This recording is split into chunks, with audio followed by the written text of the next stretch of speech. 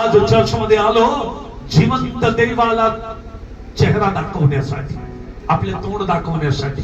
पास्टरनी बघावं म्हणून नाही आलो, चर्चच्या लोकांनी बघावं म्हणून नाही आलो, पण देव तुला पाहत आहे. यबेस देवाकडे गेला, कोणालाच माहित नाहीये.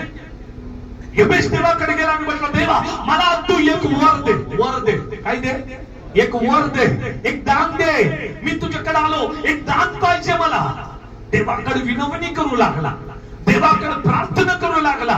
यिर्मया 33:3 मध्ये लिहिलं, मला हाक मार म्हणजे मी तुला उत्तर देईल. ज्या गोष्टी तू जाणत नाही, जे तुला कठीण आहे, जे तुझ्या समजूतपणात येत नाही, त्या गोष्टी मी तुला समजून सांगेन.